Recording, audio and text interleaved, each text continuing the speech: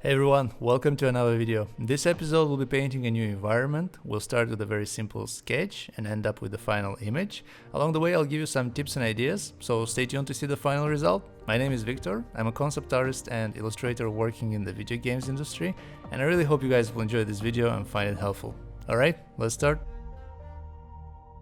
The whole idea for this sketch started when I was browsing some photographs online and found these gold mine facilities, like these really old buildings spread across an area covered with grass, and I thought maybe it would be a cool theme for an environment. I'm starting with a very rough linework sketch to arrange my composition, but not really spending too much time on it. When arranging these shapes, I tried to scatter smaller and flat looking buildings around two bigger major ones. And I figured maybe later on I could really differentiate them by color, maybe shape, some kind of contrast. I've selected the ground with the buildings and added some sort of an underpainting with a really warm color. This will add a bit of variation and sort of sell this more painterly look that I was looking for when it will pop out through the rest of the paint on top. Alright, now it's time to block in our major shapes, and for now try using bigger brush strokes and don't commit any details at all, because this all will come later. Simply decide on your local color, fill in your shapes and continue from there.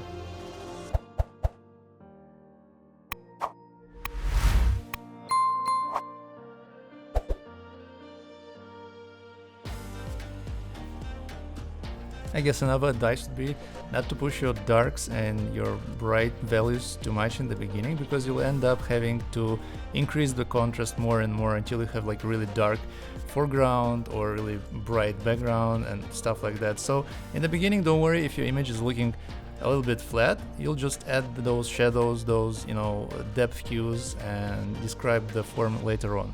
That being said, I guess this is a matter of approach, because some people might prefer placing their darkest black, for example, already in the image early on, and then by comparison adding the rest of the values. So it's up to you eventually.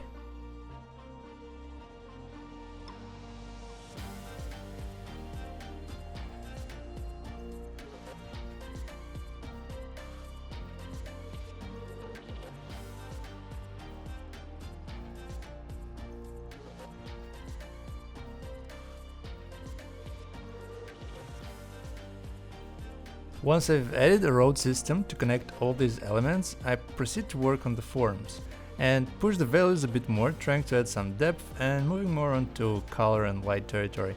Also, a thing worth mentioning is what shape of the brush you're using when addressing different materials and type of objects even. For example, these buildings are made of some type of metal sheets, like really square shaped, and it would fit to work on them with a flat brush that allows you to make these straight edged shapes as well. And same goes for the rest of the elements like grass, rocks and so on. Try to experiment with different brushes and find the ones that allow you to get the best result. And it doesn't have to be complicated. I'm mainly talking right now only about the general shape of the brush. It's flat, it's rounded, it's square edged and so on.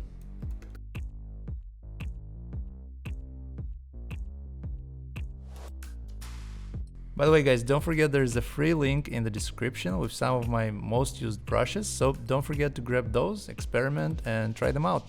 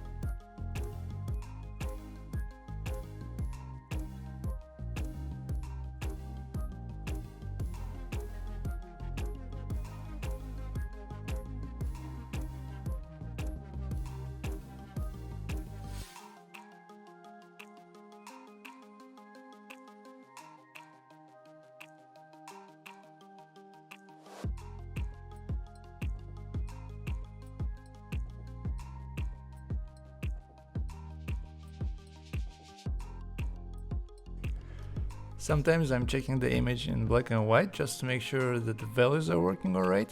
And now at this stage in the process, you can see me adding some smaller details like this bridge between the two buildings, like really smaller brushstrokes, smaller marks. And overall, this goes to the thing I was mentioning in other videos previously, that you have to have a nice balance between bigger shapes, smaller, medium ones, and work around this concept when building your composition.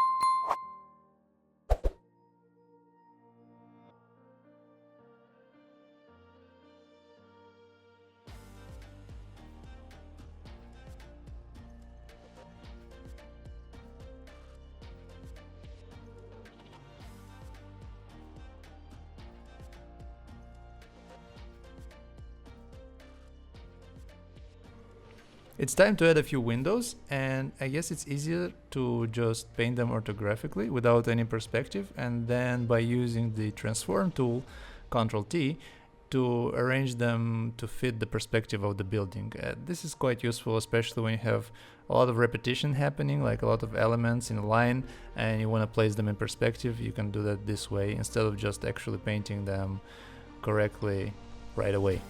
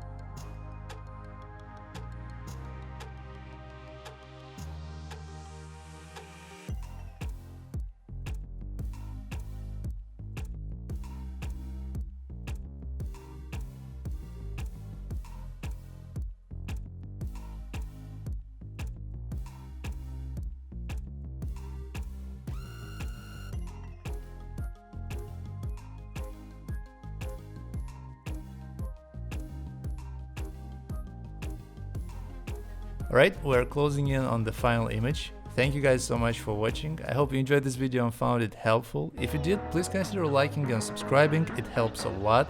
And I hope to see you in the next one, coming soon.